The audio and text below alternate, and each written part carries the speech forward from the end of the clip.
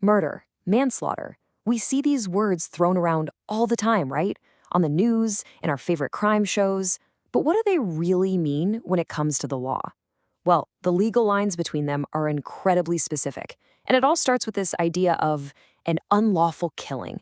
So let's dive in and really unpack what that means. And to get us started, let's think about a scenario. Two people get into a heated argument. One shoves the other. The guy who was pushed falls, hits his head on the curb, and dies. So what is this? Is it a tragic accident, or is it murder? This is the puzzle we're going to solve together. By the end of this, you'll have the legal framework to figure it out yourself. But before we can even begin to answer that, we have to start at the very beginning. We need to build a foundation, and it all starts with one single critical legal term that covers any situation where one person causes another's death. And that word is homicide. Now, here's the first thing you absolutely need to understand. The word homicide doesn't automatically mean a crime happened. It's actually a neutral term. It's just the starting point. For example, a killing in self-defense is still technically a homicide, but it's a lawful one. So the law's very first job is to ask a simple question.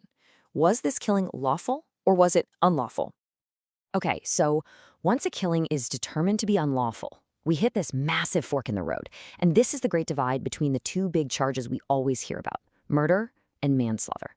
The difference between them, it all comes down to one single, absolutely crucial element. What was going on in the killer's mind at the time? The key legal phrase here is malice aforethought. Now, don't let the fancy old-timey words throw you off. Think of it as the legal code for criminal intent. Did the person intend to kill? Or did they act with such extreme, blatant recklessness that they showed a total disregard for human life? If the answer is yes, we are firmly in the territory of murder.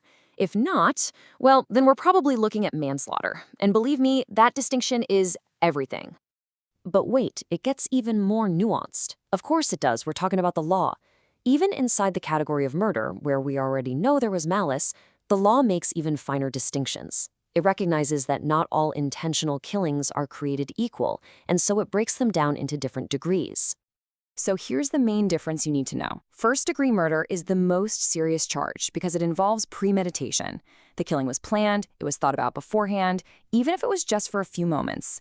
This is what people mean when they say a cold-blooded killing.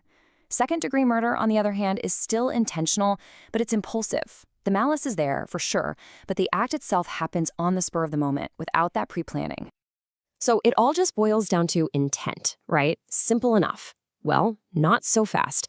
Just when you think you've got the rules down, the law throws in a major curveball, a huge exception called the felony murder rule. And this rule can completely change the game. And this is a big one, so listen up.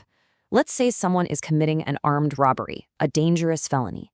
In the chaos, their gun accidentally goes off and kills a store clerk.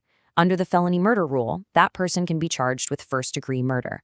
You might be thinking, but wait, it was an accident. Well, the law basically says their intent to commit the robbery gets transferred to the killing. The logic is, if you're willing to commit a dangerous crime in the first place, you are responsible for any death that happens because of it, whether you meant for it to happen or not. Okay, so that's a quick look at murder. Now let's go back to that great divide and take a closer look at the other path, those unlawful killings without malice aforethought. Welcome to the world of manslaughter. And just like murder, manslaughter has a couple of main categories. First, you've got voluntary manslaughter. This is actually an intentional killing, but, and this is a big but, it's done in the heat of passion because of some serious provocation. Think of a bar fight that just explodes out of nowhere and ends in tragedy. Then you have involuntary manslaughter.